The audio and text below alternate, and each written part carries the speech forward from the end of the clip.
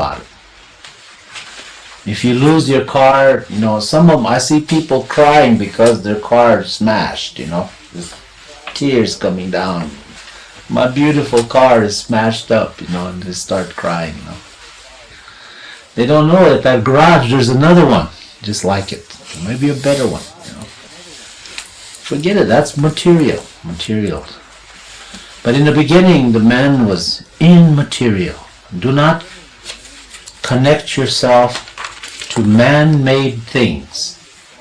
Don't connect yourself to the shirt. If I lose this, so what? There's another one, Of course, I have to go to Iceland to get another one. But still, there's another one all the time. So that is the third one. The fourth one is motion. Movement. Everything moves. Your eyes moves, your heart moves, your blood moves inside. The trees move, the stars move, the earth moves, the galaxies, everything movement. That's motion.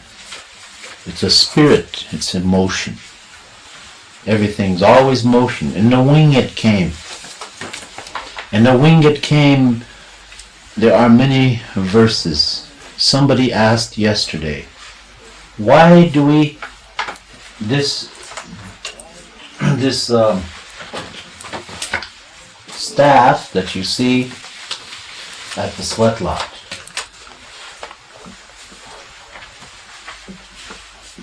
why do we see this staff, which is half black and half red, with the eagle feather on it?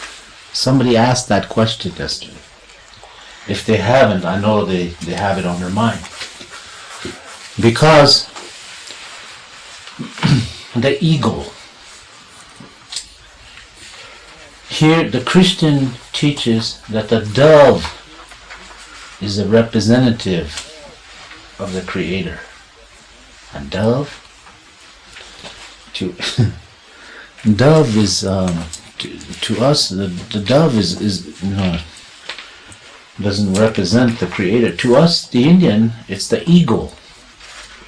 The eagle represents the Creator, not a dove.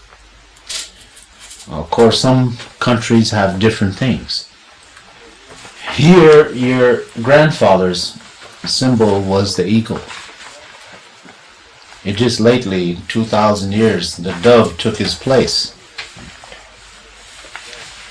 And nowadays, pigeons taking dove's place. So each way you're going downhill. The eagle flies higher than all others, including the condors. The condor's wings are too big and the wind is treacherous up too high, so they can't fly too high. They can fly high enough where you can't see them, but the eagle flies higher. So the eagle represents the Creator, and in the eagle's staff, the eagle feathers that's hanging here, that's what it represents. It represents the Creator. To the Indian, every eagle feather represents the Creator. Then we have the definition of eagle feathers. A eagle feather, half white, half black. The spotted eagle. The first 4 years of the eagle's life, he is called a spotted eagle. Even if he's a bald eagle, a golden eagle, imperial eagle, a rock eagle, any kind of eagle, first 4 years of their life, they're black and white. It doesn't matter which way you look at it. They're all black and white the first 4 years. They don't take a mate. They fly alone. So they are they are the representative. Then the spotted eagle, and then the mature eagle. And the mature eagle is second in session, but also in the feathers. The fluff. The fluff is the little, that goes on the bottom of the feathers is called a fluff. they are higher, and this is the tail. The tail of the eagle, there is two in the middle. There's to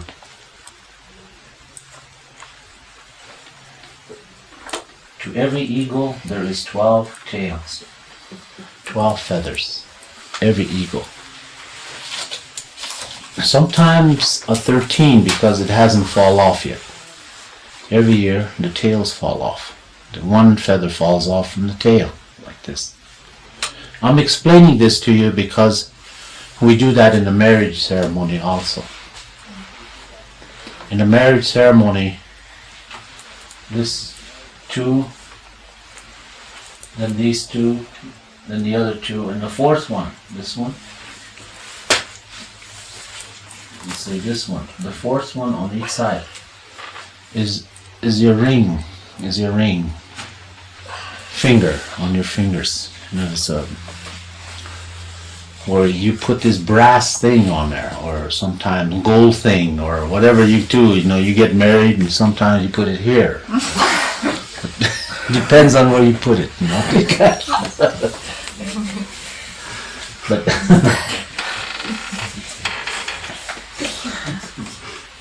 the feathers, these two,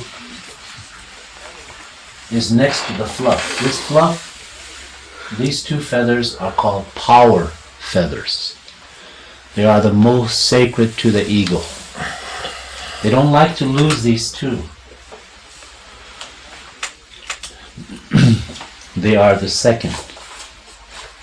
Then the third one, it misses these two and jumps to this one and this one. It jumps over there. Those are the importance of the feathers, how the feathers go. From the fluff to the power feather to the two connection. An eagle, first 4 years, does not take a mate. It's by itself. It has a mate, but they have no offsprings. They have no eaglets yet. No little ones. After 4 years, the eagle feather, this half white, turns completely brown or black. And then they mate. Then, you know, the eaglets come from there. So, as soon as they mate, they are no longer the top, the spotted eagle. It's called a spotted eagle. Is always to the top, the creation that represents the creator. Okay, these two feathers, this feather and this feather, is combined together in marriage. When a man and a woman comes together, they have these two feathers. It has to be these two feathers. It cannot be a wing feather, or it can be a feather from here. And the eagle has some long feathers here too. No place else. It cannot be crow feathers, buzzard feathers, chicken feathers. Guy wanted chicken feathers. I told him that's out. Then he wanted pheasant feathers. So now that's out. You have to use eagle. Because the reason for it is because the eagle mates for life. You know, you have your marriage ceremonies. So, oh, we get married in the church. We can never get a divorce. So that's, you know, you're connecting yourself to the church. The church is supposed to be connected to you, but you connect to the church. That's not the way. It's the other way around. It's like a lot of the Indians at home. They have the BIA, the Bureau of Indian Affairs, tell them what to do. It's not that way. We are supposed to tell a BIA what to do. You are supposed to tell your government what to do. Not the government telling you what to do. It's the same. It works in this manner, you know. But these two feathers come together in marriage. Okay, he has a feather, and she has a feather. At the ceremony, you will see them exchange feathers. And the moment they exchange the feather, their hands are tied together. And they stand like this, with feathers exchanged. And this one here gives the feather to this one, and this one takes the feather of the other one. And then this is taken apart. So now he has her feather and she has his feather. So they're connected. Now they go into the sweat lodge after that. This is just for the witnesses that you have seen the two eagles cross. Two birds have crossed. They become as one. They go in the sweat lodge, and in the sweat lodge they exchange these feathers again. In the eyes of the Creator, only in the eyes of the Creator. And within themselves spiritually, they are now connected. They are connected in your eyes, and they are connected in the eyes of the Creator. The sun side and the moon side, they are connected. So the eagle feathers are again exchanged inside. And then the rest of their life, they have these two feathers. So there are few people among our people that belong, and once a person does this, through this ceremony of the Indian ceremony, they become part of the eagle nation, the nation of eagle. So if a person who's a single man or a single woman says, I'm part of the eagle nation, that means what he or she is saying is that my husband has died, my wife has died, so I can't never take another one, because once you have this ceremony, you can't never, if your wife dies or your husband dies, then you fly by yourself to the end of time. You cannot turn around and get married again. So you're together all the way through. In the spirit world, the same way. So there's no separation. Unless there is a problem. You take two young people who got married, and a woman tricked the husband into marrying her. For 3 months later, the man said, I want to get a divorce from my wife. How am I going to do this? I asked, why? Because my wife cannot bear children. So I said, there's a lot of children, orphans. Why don't you adopt one? And he said, you know who I am. My father is a chief, his father and his father and his father beyond. Therefore, I must have a blood chief, a blood son or a daughter. I cannot adopt one from another blood. So you get into a predicament like this, and we take both of them together, and the woman admitted, yes, I loved him too much, so I didn't want to tell him.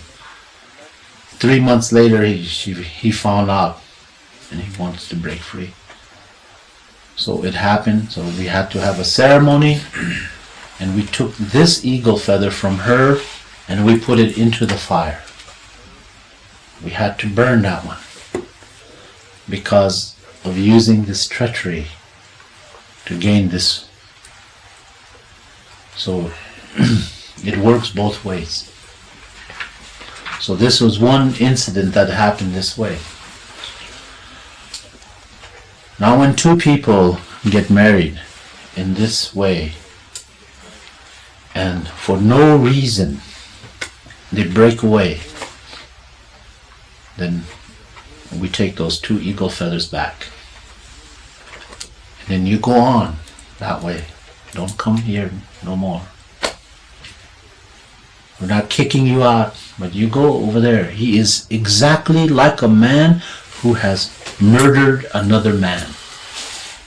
He is not welcome to pray with the people. He is welcome to pray, yes, in the sweat lodge, any place. himself or herself.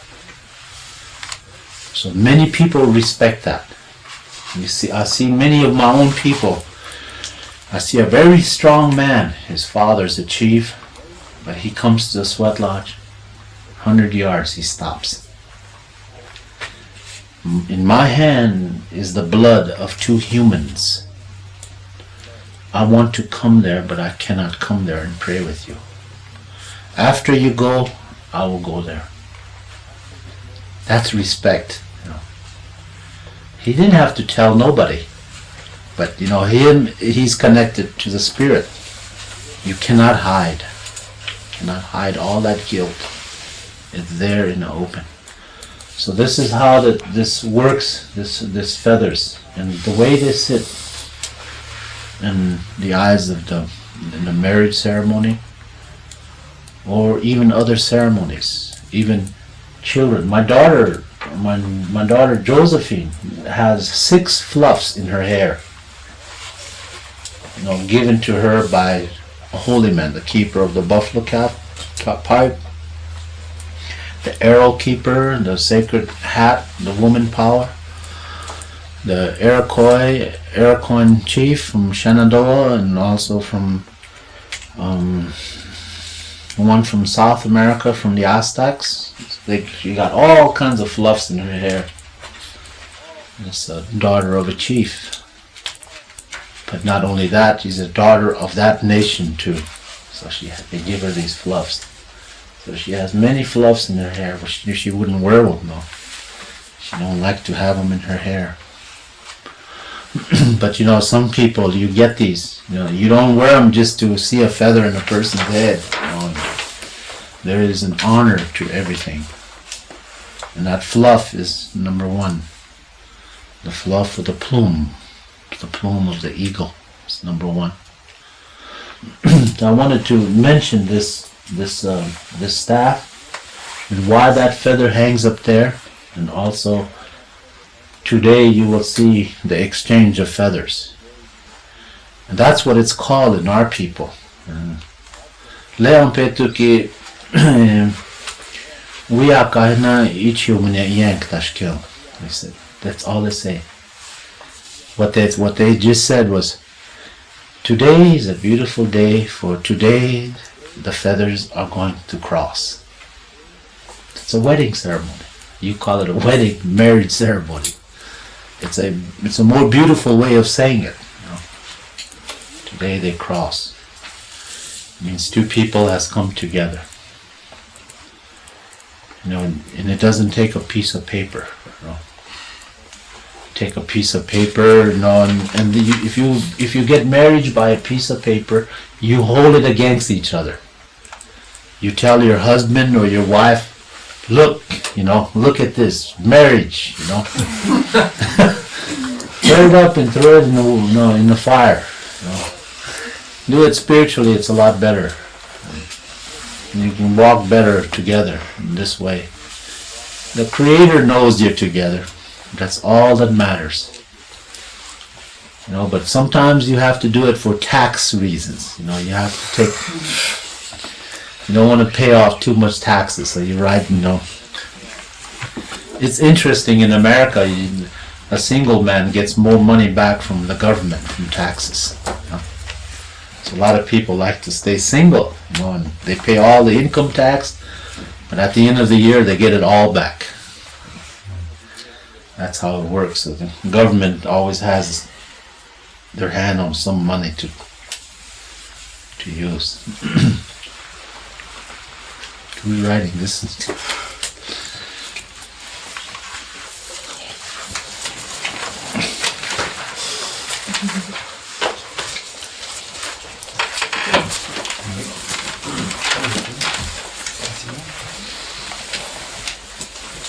Alors il y a une chose que je n'ai jamais expliquée, et c'est à propos des 16 grands mystères.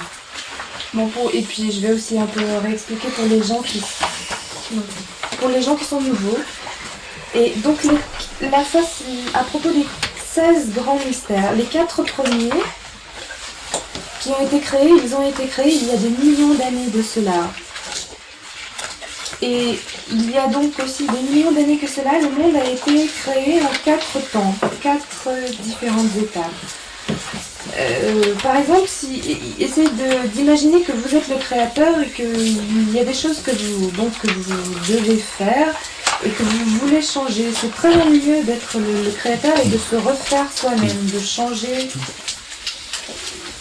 de se changer et d'être le créateur.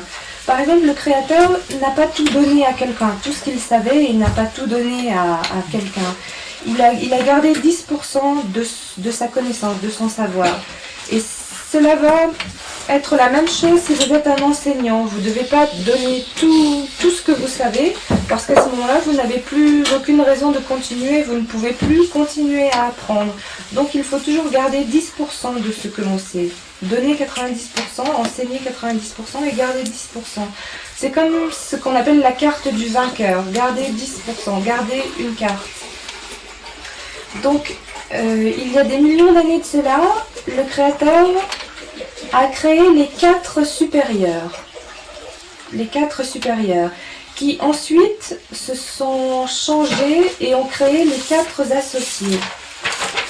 Des millions d'années plus tard, et beaucoup de choses sont apparues après donc la création des 4 supérieurs et des 4 associés, qui eux-mêmes, les 4 associés, se sont changés eux-mêmes et ont créé les 4 subordonnés.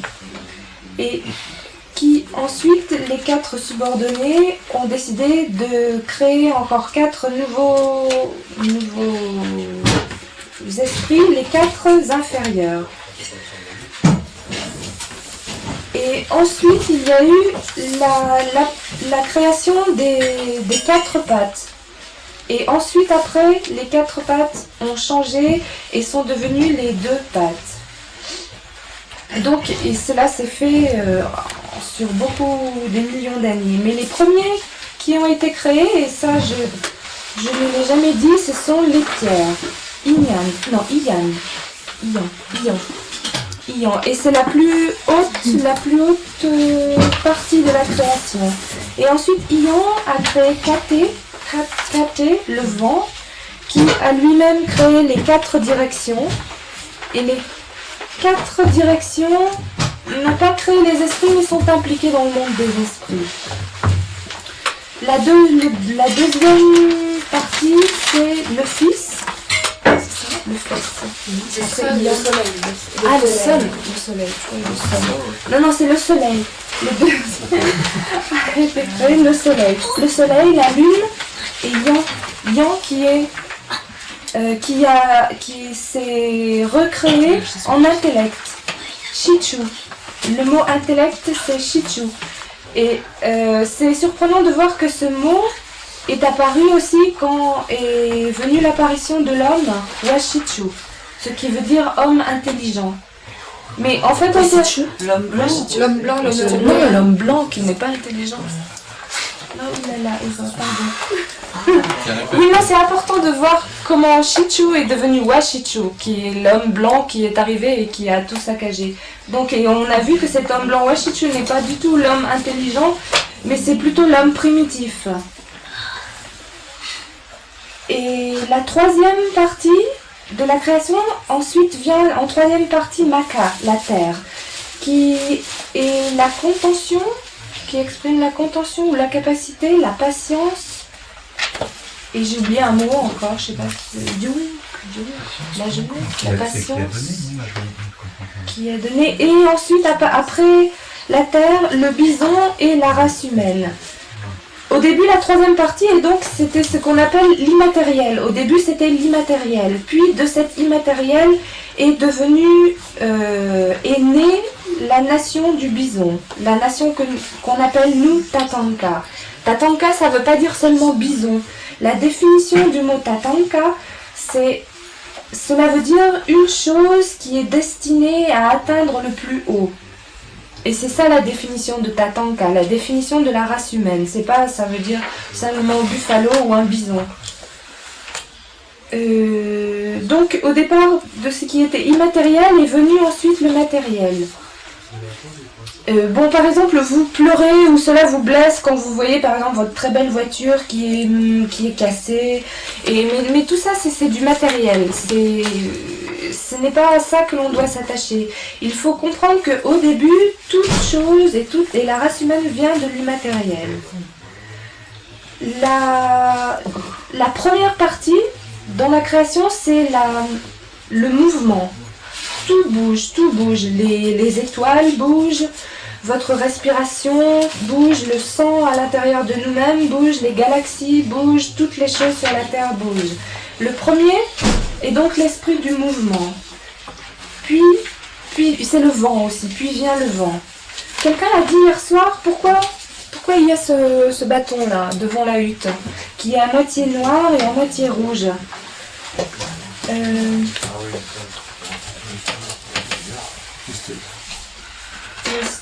Ce bâton. Et bon, là, il parle des chrétiens, et je ne sais pas ce que ça veut dire dove en anglais.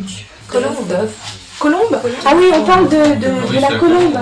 Colombe, d'accord. De la colombe, le symbole de la colombe pour les chrétiens. Et le symbole de la colombe pour les chrétiens représente l'esprit. Alors que pour un indien, c'est l'aigle qui représente l'esprit. L'aigle qui représente le créateur. Le symbole donc le symbole de l'église et des chrétiens est la colombe, mais le symbole du créateur pour les indiens, c'est l'aigle. Parce que l'aigle vole le plus haut dans le ciel. Il vole même plus haut que le condor. Le condor a de trop grandes ailes qui l'empêchent d'aller trop haut.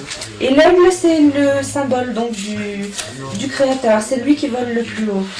Et pour tous les Indiens, toute plume d'aigle représente le créateur. Ça a cette signification et ce symbole. C'est le créateur. Au début, tous les aigles, avant 4 ans, les 4 premières années, on les appelle des aigles tachetés, parce que la moitié des plumes est blanche et la moitié de la plume est noire. Et tout ça, jusqu'à les 4 premières années, tous les aigles de n'importe quelle race, que ce soit des aigles dorés ou des aigles impériaux ou chauves, les 4 premières années, ils sont tachetés. Ils ont la moitié de plumes blanches et moitié noire.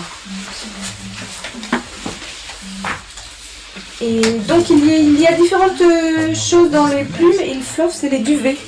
Il y a aussi les duvets qui sont sur les plumes. Et les plumes les plus importantes, ou celles qui ont le plus de pouvoir, c'est les plumes de la queue. Alors là il a expliqué les deux plumes, les deux plumes du milieu, je crois, représentent les plumes de pouvoir. Les plumes de pouvoir, les deux plumes représentent les plumes de pouvoir. Il y a 12 plumes dans la queue d'un aigle, et parfois il y en a 13, parce que ça veut dire que chaque année, après 4 ans, l'aigle perd une plume chaque année. Donc à un certain moment donné, il peut avoir 13 plumes, mais il va perdre une plume chaque année. Donc il y en a une qui revient, qui est en plus et qui s'en va. 13 plumes, mais tout le temps 12 plumes. Bon, par rapport à la cérémonie du mariage, je crois que c'est les 2 plumes du milieu. Non, c'est les 4. Numéro 5. Celle-là. 4. Oui, il y a les 2 plumes du milieu et après il y a les 4 autres sur les côtés. Et c'est ces plumes-là qui sont utilisées dans les cérémonies de mariage. Donc tout ça, c'est pour vous expliquer un peu l'importance des plumes. Je crois aussi que les aigles, les 4 premières années, ils peuvent avoir des... Comment on dit, des... Ne s'apparie pas. Oui, ils ne s'apparient pas les 4 premières années. Ils n'ont pas de petits. Ils en ont seulement après 4 ans. Et bon, alors par exemple, quand un homme et une femme viennent pour un mariage, ils viennent avec 2 plumes. Ils viennent chacun avec une plume. Et bon, ils viennent chacun avec une plume de la queue. Ils viennent pas avec une plume d'une aile et une plume de la queue. C'est donc 2 plumes de la queue. Et ces 2 plumes d'aigle vont être le symbole du mariage. C'est-à-dire que les aigles aussi se marient pour la vie. Quand ils sont ensemble, les aigles se marient pour la vie. Ils viennent... Bon, je sais pas, j'ai un... À propos de l'église, oui, par exemple, quand vous allez vous marier à l'église, c'est l'église qui vous dit comment vous allez vous marier, etc. Ou pour nous, les Indiens, on doit dire au bureau des affaires indiennes. Non, c'est le bureau des affaires indiennes qui soi-disant, disent aux Indiens ce qu'ils doivent faire. Et vous, par exemple, vous devez dire à votre gouvernement ce que le gouvernement doit faire, et pas le contraire. C'est pas le gouvernement qui doit dire aux gens ce qu'ils doivent faire, c'est à vous à dire à votre gouvernement ce qu'il est bien de faire. Donc les deux plumes pour un mariage viennent ensemble, et ils vont s'échanger les plumes. Et au moment où ils échangent les plumes, les mains se croisent comme ça. Et à ce moment-là, lui reçoit la plume de elle et elle reçoit la plume de l'homme. Et cela veut dire que deux aigles se sont croisés. Ah oui, ça se fait à l'extérieur de la Sweat Lodge. Et ensuite, après la première fois qu'ils croisent les plumes, ils vont à l'intérieur de la Sweat Lodge. Et à ce moment-là, il va y avoir encore à l'intérieur de la Sweat Lodge un nouvel échange de plumes. Hein? Et donc cela veut dire qu'on se marie à l'extérieur et aussi à l'intérieur, ça veut dire aux yeux du Créateur, à l'intérieur. Il y a aussi cet échange de plumes. Et je crois en sortant aussi, il y a à nouveau l'échange de plumes. Non. Donc cela veut dire aussi au soleil, enfin à la clarté et à l'obscurité. Et il y a très peu de personnes qui font ce genre de mariage. Parce que quand ils font ça, cela veut dire qu'ils deviennent partie du clan des aigles. Et si vous avez fait une fois ce mariage, et vous ne pouvez pas le faire deux fois, c'est seulement une fois dans sa vie qu'on peut faire ça. Par exemple, si votre mari ou si votre femme meurt, de toute façon ça fait rien, vous êtes unis avec lui ou avec elle pour la vie, au-delà de la vie même, jusqu'au Créateur. Par exemple, il y a des jeunes qui se sont mariés et 3 mois après, le jeune homme vient me voir et demande pour divorcer. Et alors, à ce moment-là, pourquoi? Et parce que sa femme ne pouvait pas avoir d'enfant. Mais pourquoi est-ce que vous ne pouvez pas en adopter un? Parce qu'il était fils d'un chef et il y a une histoire de sang. Il ne faut pas mélanger les sangs. Donc il faut qu'il fasse un enfant. Ah voilà, il faut qu'il fasse un enfant de son sang et qu'il ne peut pas en adopter. Donc à ce moment-là, il peut y avoir ce divorce et la cérémonie. Donc il y a une autre cérémonie dans laquelle la plume de sa femme est brûlée. Et ce qui veut dire que... Bon, à ce moment-là, ils reprennent leur liberté, mais à cause de ce fait précis, parce qu'elle ne peut pas avoir d'enfant. Donc ça, c'est un incident qui peut advenir avec cette cérémonie. Mais quand il n'y a pas de raison de divorcer, quand il n'y a pas de raison aussi valable que ça, se briser ce lien, c'est comme si c'était tuer quelqu'un. Alors là, je sais pas exactement, il a vu un homme qui avait brisé ce lien et c'est comme si quelqu'un... L'homme qui est venu le voir, qui avait un problème avec sa femme. Ouais. L'homme ne pouvait pas avoir d'enfant. Non, c'est la suite. C'est un autre couple qui veut reprendre sa liberté, donc dans ce cas, ils doivent rapporter chacun leur plume. Ouais. Et puis c'est terminé. Ah ouais. Mais il y a eu une autre chose où il y a une histoire de culpabilité par rapport à celui qui brise le mariage. Enfin, moi, ce que j'ai compris, c'est qu'il y avait un homme qui était un chef qui avait le sang de 2 hommes sur les mains. Voilà. Et à cause de cela, il ne pouvait entrer dans la Sweat Lodge avec d'autres personnes, il pouvait rentrer que tout seul. Et c'était aussi les gens qui brisaient ce lien, voilà, qui après ne pouvaient plus rentrer dans la Sweat Lodge avec d'autres personnes, mais ne pouvaient y rentrer que tout seul. Là, c'est donc 2 choses qui étaient en rapport, mais pas directes. Hein. D'accord, ok. Et bon, alors le mariage est une des cérémonies très très importantes. Il y a une autre où les plumes d'aigle donc sont très importantes. Après, il parle de sa fille Joséphine qui a 6 plumes qui lui ont été données. Alors je sais plus qui lui a donné des plumes, mais je sais qu'elle a les chefs qui lui ont donné des plumes. C'est le gardien de la Bible qui lui a donné ses plumes. Et aussi il a une plume d'Amérique du Sud, d'Aztèque. Une fille de quelqu'un qui lui a donné une plume d'Aztèque. Et donc, toutes ces plumes, c'est pas seulement des plumes pour faire joli, c'est des plumes qui ont beaucoup de symboles et beaucoup de significations. Et ça veut dire donc qu'elle est fille de cette nation et de ce clan de l'aigle. Donc, ce qu'il y a de plus, il y a un honneur donc dans le sens de porter des plumes et du symbole des plumes. Et le numéro 1, les plus importantes sont les plumes des aigles. Et donc la cérémonie de l'échange des plumes dans le mariage est très importante. Il y a la phrase qu'il a dit en Lakota dans la cérémonie du mariage et qui veut dire aujourd'hui, et c'est une chanson, une très belle chanson, et aujourd'hui est un bon jour car les plumes de l'aigle vont se croiser. Et donc tout ça c'est le symbole du mariage et ça ne se fait pas avec un papier comme quand vous faites un mariage avec un papier et regarde, ça y est, mariage. Et en fait ça veut rien dire du tout cette chose avec un papier, le papier il peut être brûlé. Et donc c'est beaucoup mieux de penser et de faire cette cérémonie avec le lien dans le monde spirituel. C'est donc ce lien-là qui est le plus fort et le plus important. Parfois, il y a des gens qui se marient à cause des impôts, alors parce que aux États-Unis, les célibataires, ils doivent payer beaucoup d'impôts, et alors ils décident de se marier comme ça, ils payent moins d'impôts. C'est romantique. We'll start for tea and then we'll go down there and we've got some work to do, so I have to take some rock down there and get the fire set up and everything like that before we go to. Oui, là on va descendre. Bon, ça va. Oui. Quand tu parles donc des 4. Bon, on va marcher. Avec les Dans l'ordre, les 4 ont été créés d'abord On va prendre le thé sur le sommeil. en face. déjà. Les vieux, it is very small sage in the is it enough? For the what? You said Zerach had sage in the hand. No. Feathers, eagle feathers. Ah yes. No, you said Not the sage, no, the sage. Qu'est-ce qui But garde the le tea. il y a des bonheurs.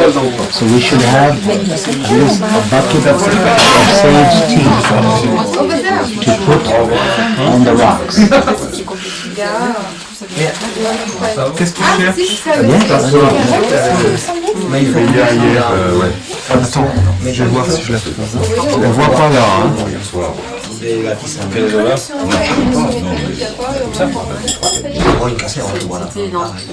Avec pas une queue en bois. Non, pas une queue en bois, des We're not going to talk very long, probably half hour, so we have to get some more sticks and more wood for tomorrow morning. So her and this lady here will be doing this fire in the morning. They will have to get up 1:30 in the morning, start the fire at 2 in the morning. We're going in with a man healing sweat around 4:15 in the sweat lot. 4:15, 5:15, 6:15, about 7 will be finished. It's a long time, so we need 60, 70 rocks in the fire for tomorrow morning.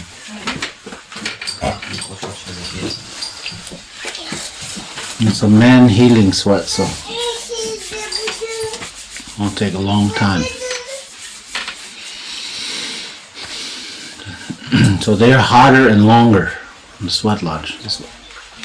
The healing sweat is longer and hotter. So all you men if you want to write your wills to your wife now, it's good you can do that. You can write your will because you might not come back.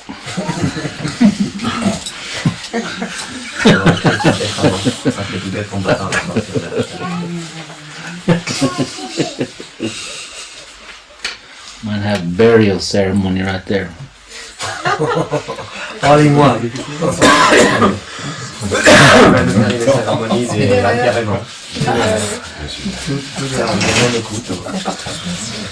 It's going to be hot.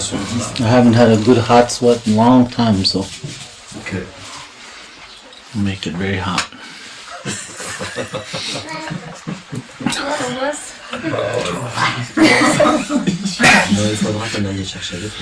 Then we go to breakfast, and after breakfast we have a women healing sweat. So the rocks, as soon as the men get through, they put in more rocks, more wood, and go eat, come back. And it's the women's turn. Who is going to serve the women? Who is going to make parliament for Whoever's alive.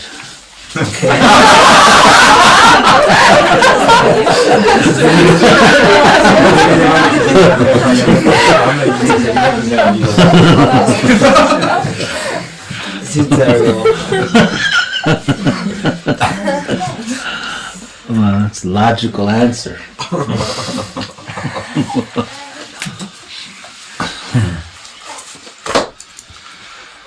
We'll pick somebody tomorrow. Somebody reliable.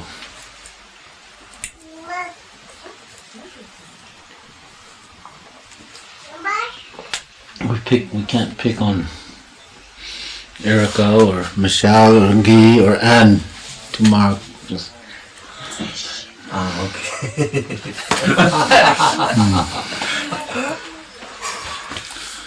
walking through the tulips, so I can't. Already they're very nervous as it is. I don't know why they get nervous, you know.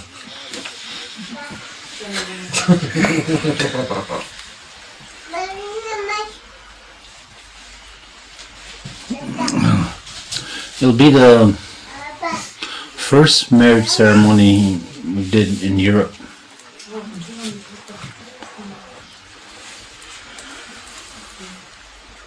We had name-giving ceremonies,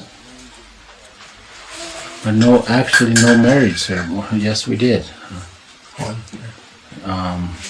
York in Switzerland. Well, they don't count in Switzerland. Where? That's Switzerland, don't count.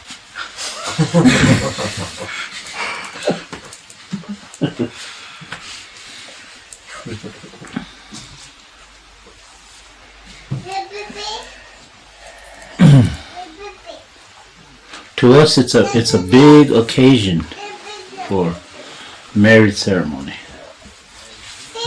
Or usually, like, take for instance, if my daughter was getting married, you know, I can expect to feed at least 1,000 people. I can expect to at least give away 15, 20 horses. So it's a big thing, you know, it's not a little tiny thing, you know, it's the married people who give, you know, away. You do it the other way, you know. You get married and you want everybody to give you something, you know. It's always this way. It's Christmas time.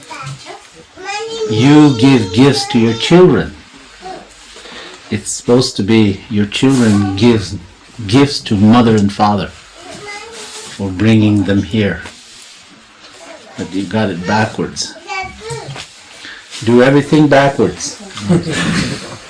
It's very hard to understand it, you know. My son always expects a gift, you know. Gotta earn that.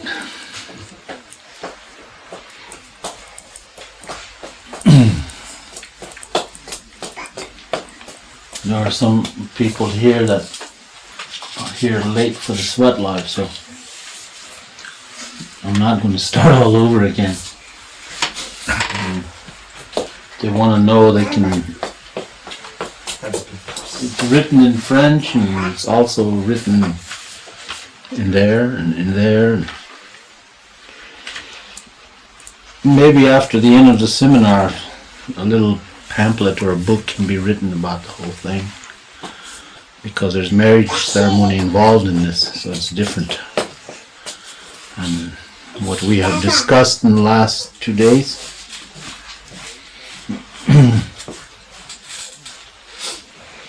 the position, you look on what page that is.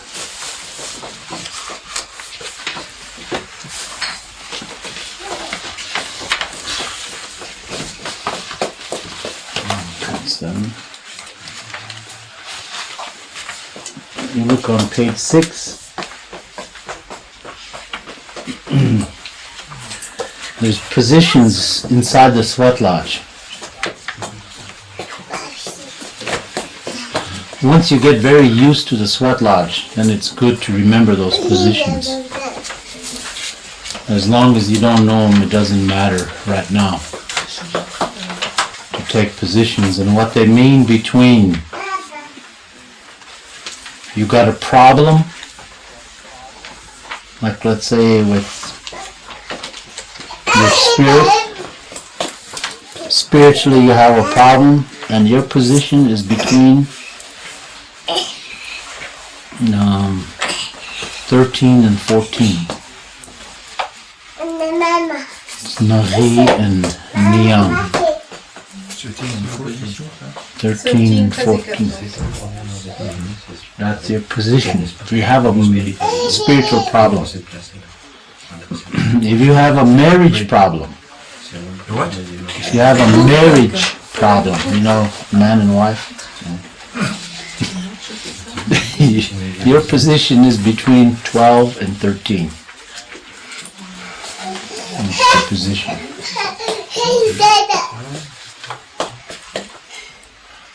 When a woman is just coming off her moon, just finished her moon, her position is 3. Between 3 and 2, right in there.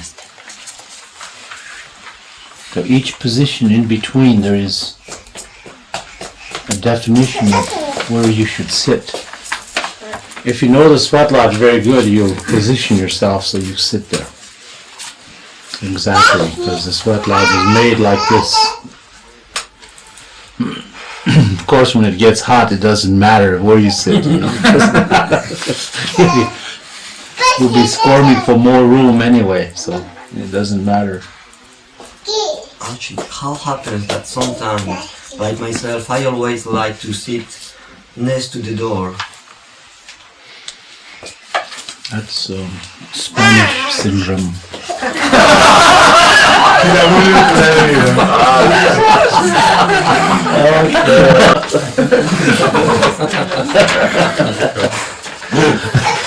They always like to sit by the door, you know.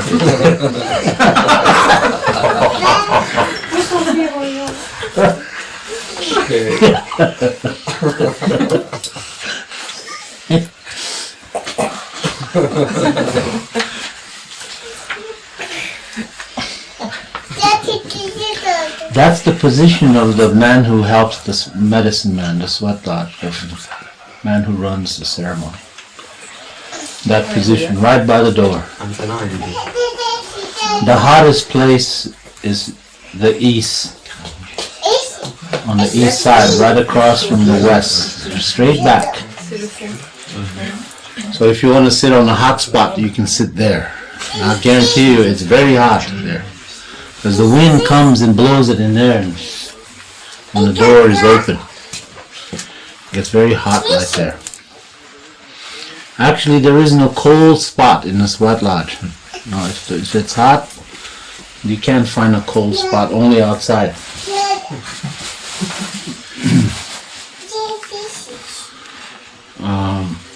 It's always, if you want to get out, it's always good to wait until the door opens. Don't disturb by hollering "Mitakureasi" in the middle of a prayer, you know. You might be praying for somebody that's dead, passed away, and here's a guy who wants to get out bad because he forgot to go to the toilet, you know. Once you go out the door, you cannot come back inside. Never. You complete the circle, you can stay inside, and go out when you're supposed to. Something I seen last night should not be done unless it is asked by the spiritual man to do that. And that is to go out when the holy man finishes a ceremony. You don't stay in there and continue on. To do that, you're not there for spiritual ceremony. You're only there for physical sana. That's why you're there. If we want to burn you out, we can do that. But that's not our purpose. Our purpose is to pray. We can make that sweat lodge so hot that I can be the only one sitting inside.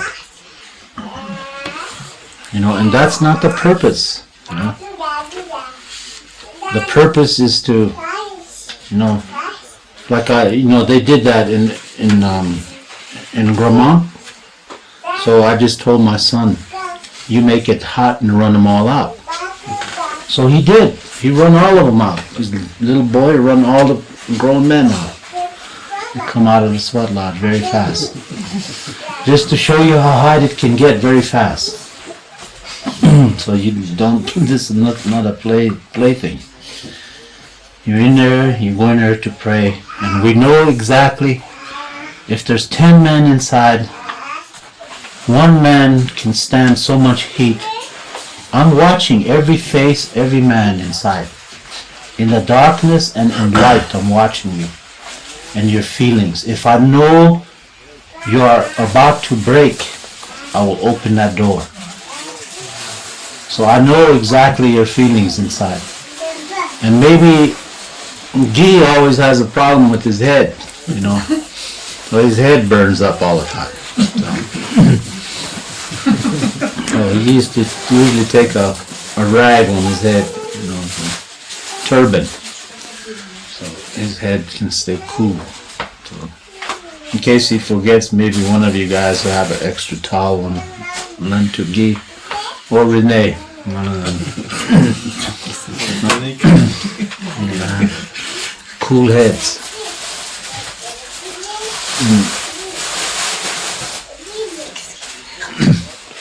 To sit in the sweat lodge, you lean against the wall of the sweat lodge.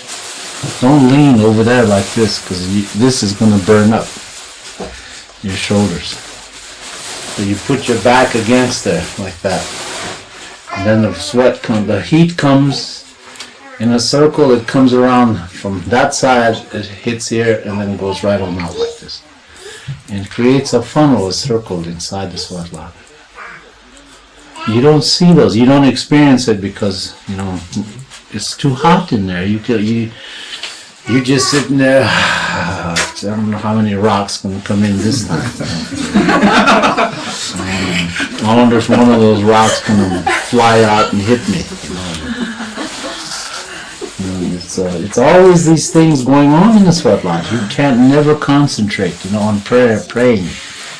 You try to pray, but something gets in your mind, you know. I wonder how my friend is doing. What am I doing here? You know? I've asked myself that question since I was 5 years old. Going in the sweat lodge at 5 years old, I asked my mother, what am I doing in here? And she told me, you was born here, son. I always remember that. So I got to keep returning. It's almost like returning to find yourself. You know, some of you will probably use the sweat lodge the rest of your life because you know how to apply it to your way of life. You can go to a Catholic church Sunday and still go to sweat lodge Friday evening. It's a matter of application. It's understanding yourself. But that's what the whole thing is, to learn to understand yourself. When you learn to understand yourself, you learn to respect. You learn about the earth, because this ceremony is connected to the earth. And it's not connected to cement and square buildings and spirals and all this, churches and everything. It's completely different, but it's the oldest one, the oldest of all the ceremonies. There is none other than that is older than the sweat lodge. There is a book out written in America about the sweat lodge.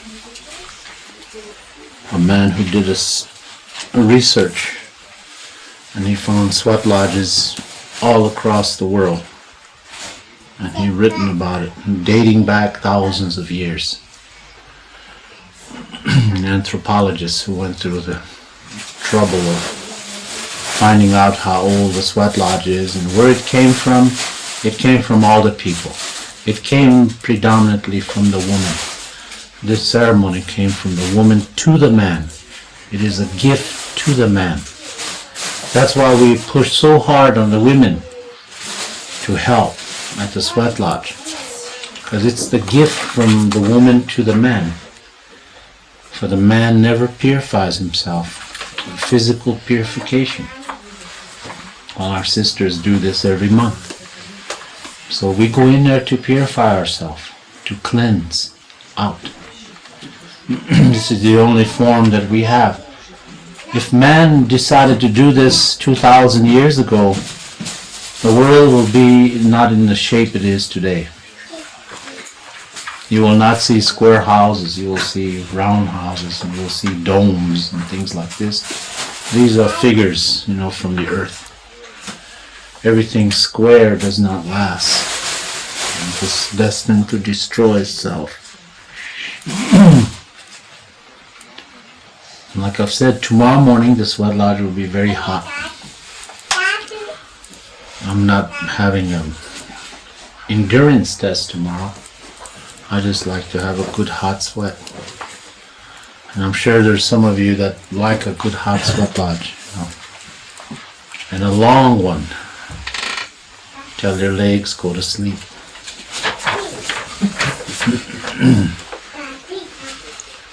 Now sometimes you take the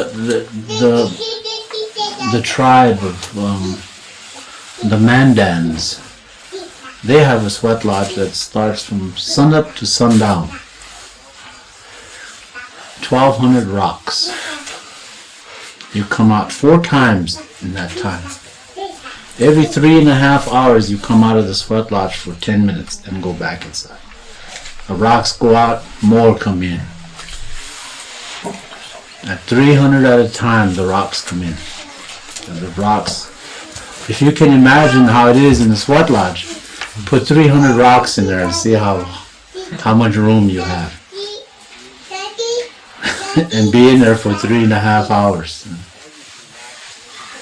I usually last the 2 doors. Then on the third time, I crawl out. 4th time, they usually drag me out. But everybody gets drug out at that time. Everybody's out. It's a long, hot sweat, but that's a ceremony that they do. When Mandans come to visit me, I make myself scarce. I disappear.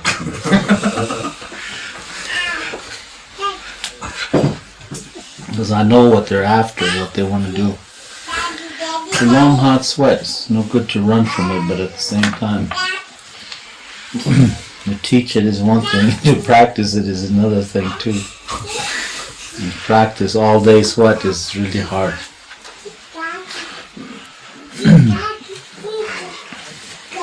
Everything is covered here, I think, of what we've been talking about in the last few days.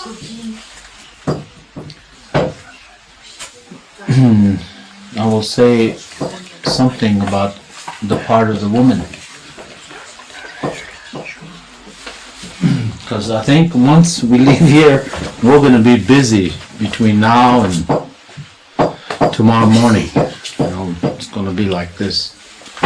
So everybody will be busy one way or the other. From the sweat lodge to all of us can go out down there and we'll leave these birds alone, and they can do whatever they have to do.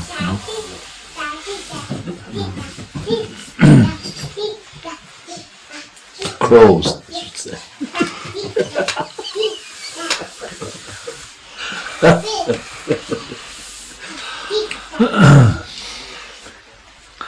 Renee has a question.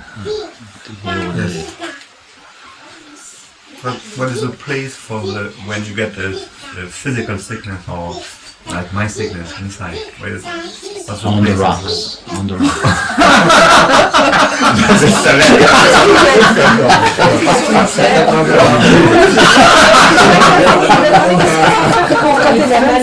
Oui, c'est sur les pierres. Sur les pierres. Mais quoi? Ça c'est vraiment mis sur place. Il me restera plus rien à faire, c'est ça. Ça sera réglé. J'ai des problèmes Right by the door. sur les That's the place. Where? Juste à côté de la plante. Non, de la plante, côté de la place de... As soon as these guys go down there and break sticks and so forth, we will stay and I will show you how to prepare the herb, you know, for you to use.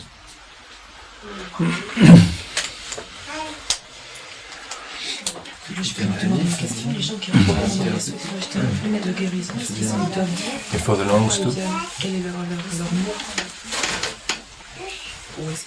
And once to know also for the lungs, all ill people have to sit close to the door. Yes. People with breathing problems, their position is the door.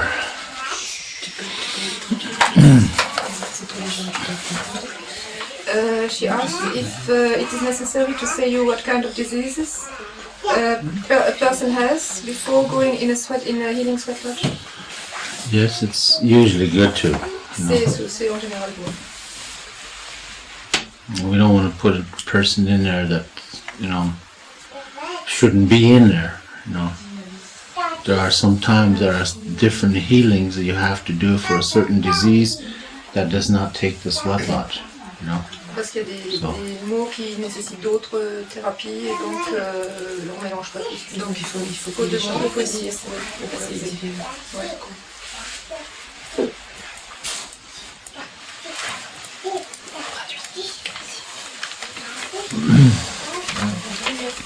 Also, for the healing ceremony tomorrow, we should have a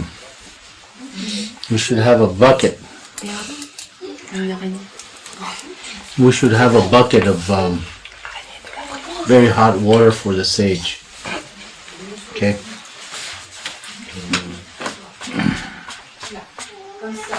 Tu penses pas sortir ta casserole?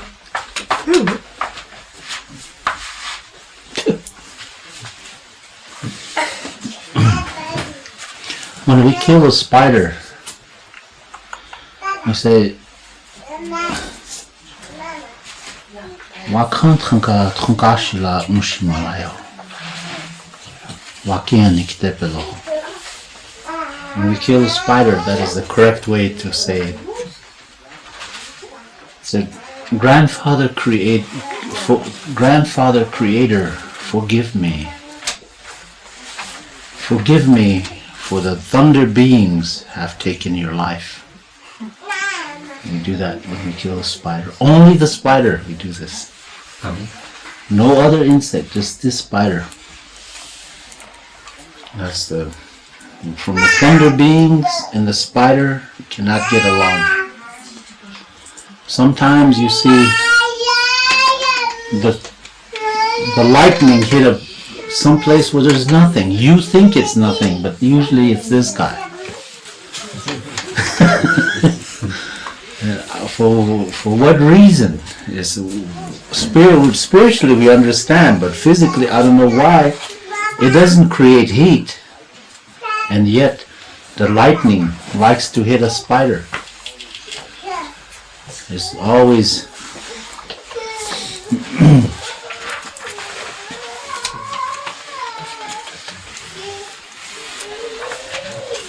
it plays a very important role in our spiritual teaching. The spider. The spider is a tricky, the Heyoka man. The Heyoka. The upside down, backwards. Does everything backwards. That's his symbol. It's a spider. And the Heyoka works with the thunder beings. The lightning, electricity he works with. And that is the connection there. It's always been this way. The Heyoka works with the spider.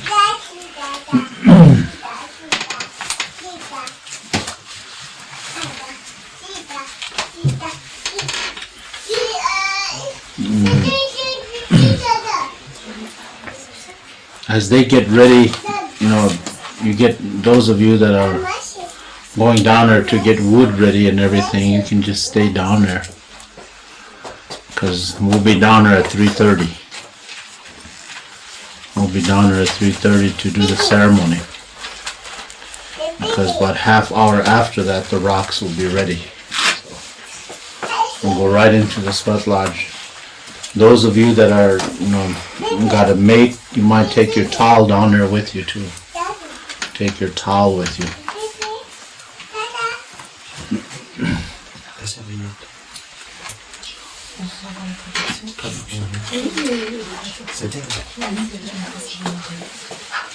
And also, these people that you have for a witness, they got to take a towel along because they got to come inside also.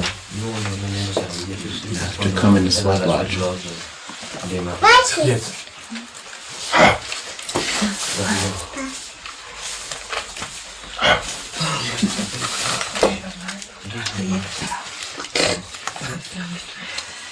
Alors je vais parler pour une demi-heure à peu près.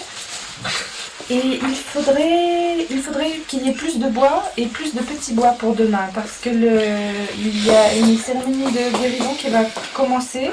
Et le feu devra être allumé à 1h30 du matin. Et préparer donc les dernières choses à 1h30 du matin et l'allumer à 2h pour que les hommes puissent faire leur sweat lodge de guérison à partir de 4h du matin, 4h ou 4h15. Et ça va durer jusqu'à 7h du matin.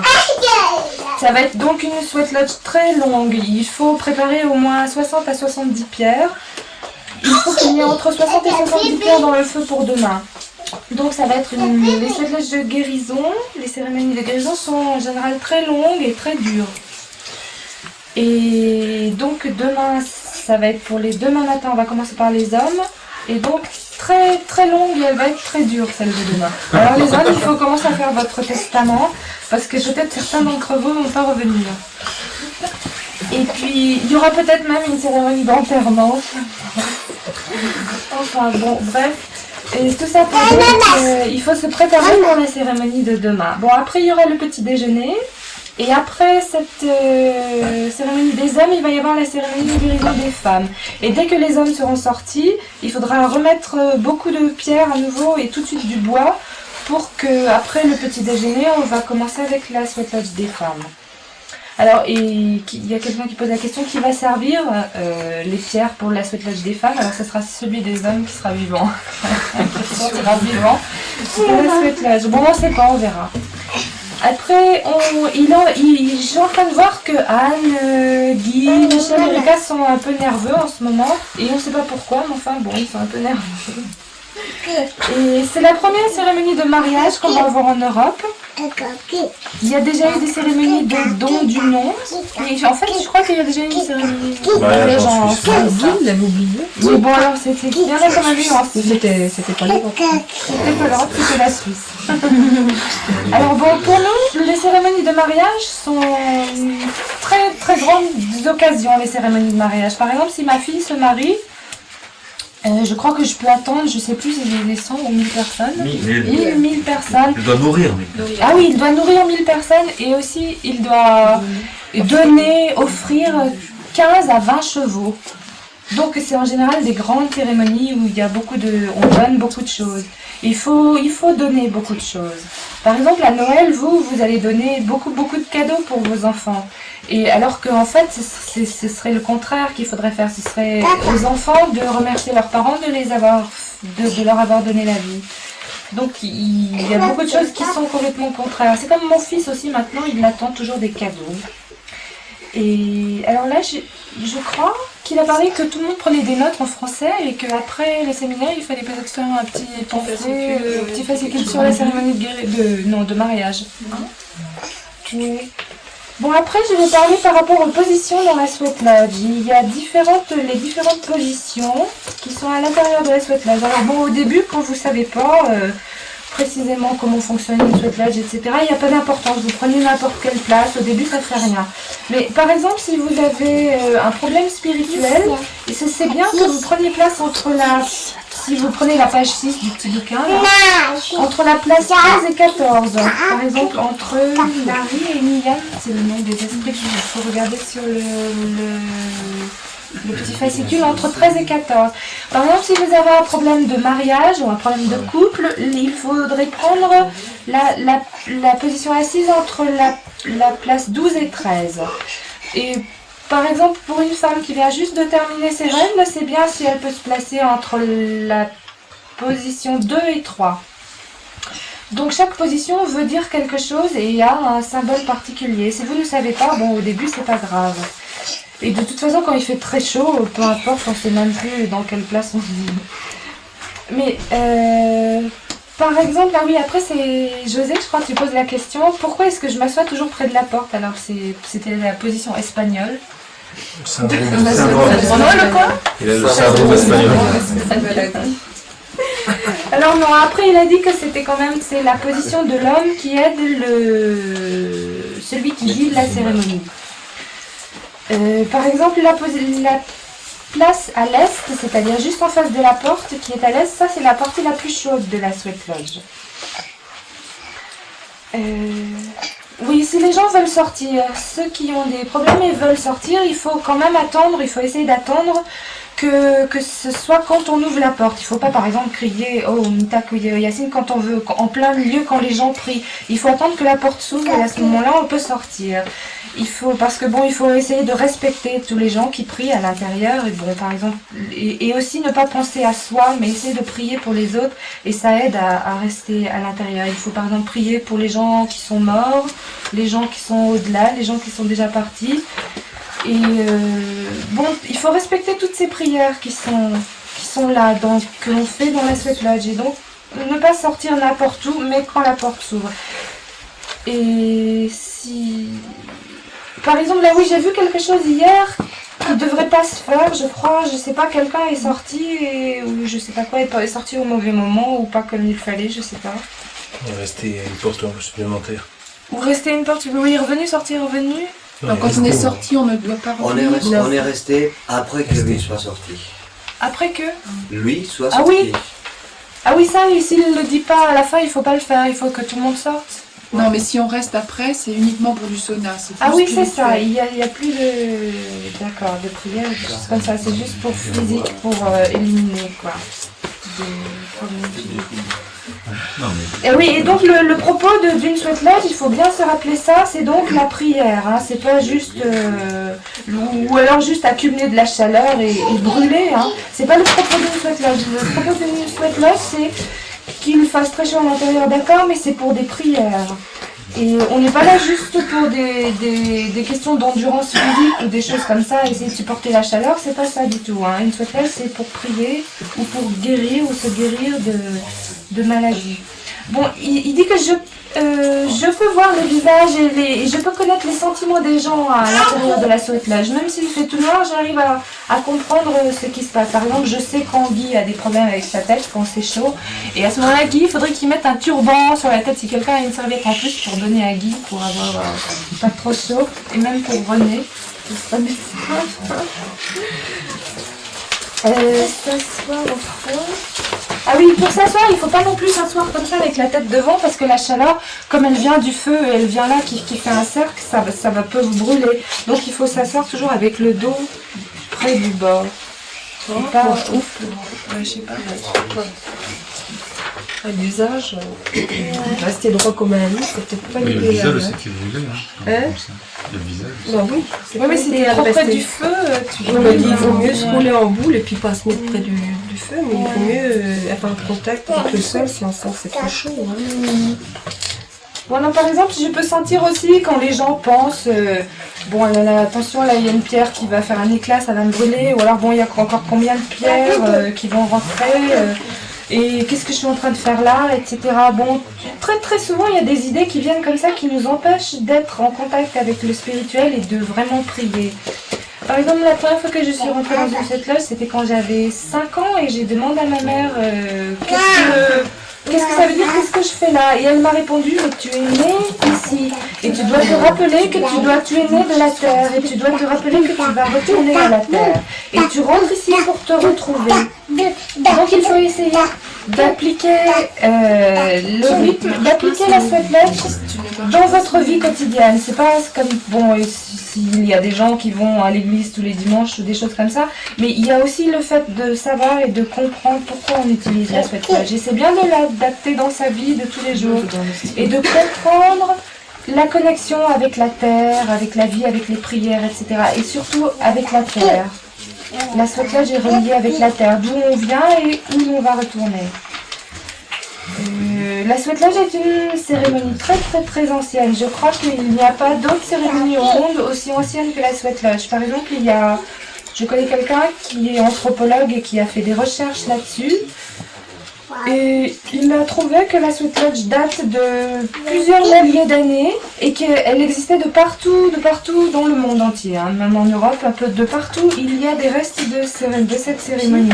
Et en fait, cette cérémonie, c'est un cadeau, un don des femmes qui ont donné cette cérémonie de sweat lodge aux hommes pour la purification. Parce que les femmes se purifient chaque mois, mais les hommes, eux, doivent essayer ne le font pas chaque mois. Et donc cette cérémonie de sweat lodge est bon pour eux, pour qu'ils apprennent à se purifier et à se nettoyer de l'intérieur. Par exemple, il y a 2000 ans, il y a plus de 2000 ans que la sweat lodge est utilisée. Non, si on avait gardé cette utilisation depuis 2000 ans, on n'aurait pas le paysage que l'on a en face de nous maintenant. Il n'y aurait pas de maisons carrées, mais il y aurait des maisons rondes et on n'en serait pas là où on en est si on avait gardé cette cérémonie. Donc demain, la sweat lodge de demain elle va être très chaude. Ça va être comme un test d'endurance pour voir si c'est bien bon, si votre cœur va tenir, etc. Ce sera quelque chose de très chaud. Alors après, il y a l'histoire avec la tribu des hommes qui dansent. La tribu des hommes qui dansent. Je sais pas qu'est-ce que c'est. La danse des hommes. Je crois que c'est un mec qui s'appelle Manston. C'est un homme qui s'appelle? Oui. It's a man whose name is Manston. Cool. Je sais que Men's Dance come to see you. Qui font des mondages. Men's Dance. Ah oui, les mandants. C'est les mandants. Oui, bon, c'est une tribu, d'accord. Les mandants. Les mandants. Mandats, M-A-N-D-A-N. C'est bien vu. François de Lille. Alors eux, ils ont l'habitude de faire des sweat lodge toute la journée, quand le soleil se lève jusqu'à ce que le soleil se couche. Et il y a 1200 pierres. Et toutes les 3 heures, je crois, on sort et il y a 200 pierres qui arrivent à la fois. Et on sort 200 pierres, on en remet ou 300 pierres à la fois. Et à peu près 3 heures ou 3 heures et demie de temps. Et alors c'est vraiment quelque chose de très dur. Et les 2 dernières portes, quand les gens sortent, ils sortent pratiquement en rampant ou alors il faut les sortir. Tellement c'est dur. Tu rigoles en plus.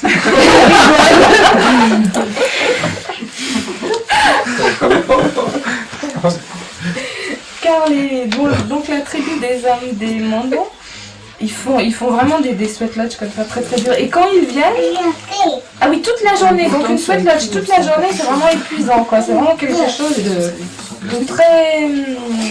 très dur. Et je crois qu'il dit que quand il voit ces hommes-là arriver, il se fait tout petit, il se cache parce qu'il vaut mieux éviter ce genre de cérémonie. À propos des femmes maintenant, je sais pas pourquoi, non. Je sais pas pourquoi à propos des femmes, je crois qu'il allait parler à propos des femmes, mais après on parle d'autre chose. Tout le monde va être très occupé, tout le monde va, à partir de tout à l'heure, tout le monde va être très occupé. Tout à l'heure on va aller en bas et on va aller chercher du bois, je crois, pour préparer pour la sweat lodge de demain. Enfin tout à l'heure et puis demain. Et puis après, René, tu avais une question à lui poser. La question. Ah oui, tu lui as demandé où est-ce qu'il fallait s'asseoir. Oui. Pour des problèmes physiques. Et puis, Donc il a dit qu'il allait t'aider à chercher des herbes, je crois. Non, d'abord, il a dit que je m'asseyais. La position, c'était sur les pierres. Oui, qu'il fallait s'asseoir sur les pierres. Mais après, il a dit qu'il allait chercher... Oui, après, avec lui, il va me donner des herbes. Il va te donner des herbes après. Ah oui, pour ceux qui ont des problèmes de respiration, c'est bien donc de s'asseoir près de la porte. Hein, des problèmes de respiration, et pour les poumons, etc., près de la porte, il faut s'asseoir. Et puis, quelqu'un d'autre a posé la question, est-ce qu'il faut dire... de quelle maladie on a envie d'être guéri quand on fait une sweat lodge de guérison. Et bon, à ce moment-là, il vaut mieux le dire pourquoi, quelle maladie on a. Et parce qu'il y a d'autres... J'ai déjà parlé de ça, je crois. Il y a d'autres maladies qui demandent d'autres soins que juste des sweat lodge. Et puis après, il y avait l'araignée là qui se baladait. Et puis Par exemple, s'il nous arrive de tuer une araignée, il faut dire cette prière qu'il a annoncée tout à l'heure. Et il dit, Grand-Père, Créateur, pardonne-moi pardonne-moi. Et les oiseaux tonnerres, en parlant à l'araignée, les oiseaux tonnerres ont repris... Attends. Les oiseaux tonnerres ont repris ton esprit. Les oiseaux tonnerres ont pris ton esprit. Pardonne-moi, grand-père, c'est les oiseaux tonnerres qui ont pris l'esprit de l'araignée. Parce que ce sont les oiseaux tonnerres qui sont en relation avec les araignées, pas les autres insectes, mais seulement avec les araignées. Et des fois, on ne sait pas pourquoi dans le noir, on voit une espèce de petite lumière et on ne sait pas ce que c'est. Et en fait, c'est les araignées qui captent les lumières ou les rayons lumineux. Parce que les araignées ont un rôle important, ils sont en relation avec les éyokas. Les éyokas qui sont tout à l'envers ou à reculons, qui font tout le contraire. Et leur symbole aux éyokas, c'est les araignées. Parce que les araignées et les éyokas sont reliés avec les oiseaux tonnerres, avec la lumière, l'électricité, etc. Bon, je crois que j'ai tout dit, à peu près qu'on a dit pas mal de choses. Et quand tous les gens seront prêts, on va pouvoir descendre en bas pour la cérémonie. Et à peu près dans une demi-heure, on va commencer la cérémonie de Sweat Lodge. Et donc tous les couples qui vont y aller, il faut que vous preniez votre serviette et les témoins aussi.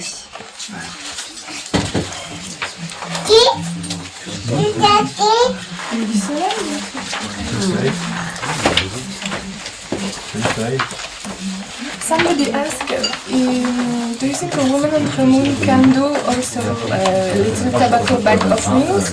And does she can put it with the others or somewhere else? She can do little tobacco and where? To put in the Sweat Lodge or elsewhere? Yeah, when everybody goes away, she can take it. Ah, when? Quand tout le monde est sorti dehors, tu peux les mettre. Tu peux en faire et quand tout le monde est sorti, tu peux les mettre. Quoi? Les petits tabacs de taille. Petits coussins qui vont de prière, des tabacs au fond. Tu sais, je l'anglais moins facile qu'elle. C'est vrai? Il faudrait pas que tu demandes aux gens maintenant quand c'est concert pour descendre des pierres, parce qu'après on va être tous soit crevés, soit pris par notre échéance. Parce qu'il faut descendre 60 pierres pour les garçons et 60 pierres au moins pour les filles. Après on les fait rapport. Somebody asked the question if we have no particular disease, what we have to say, or do you think it's okay to do the Sweat Lodge ceremony also? There is nobody in the world that is completely without disease.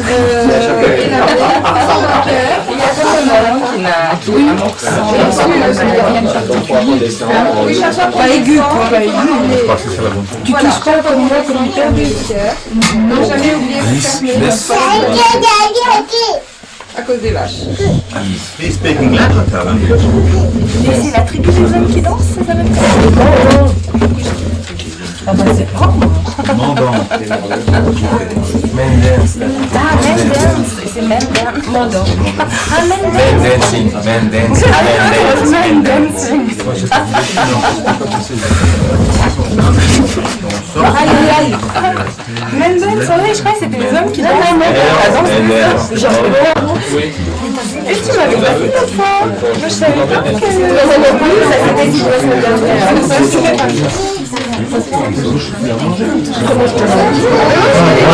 Once I had a friend who was getting married.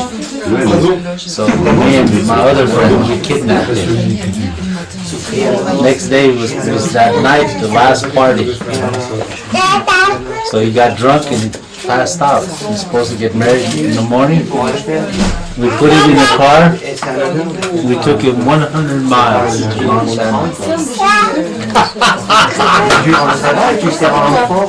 Et lui, une fois, il avait un ami qui devait se marier. Et le jour où la veille où il devait se marier, ils l'ont tué la veille. Ils l'ont emmené il devait se marier le matin, mais ils l'ont amené 100 km en montagne.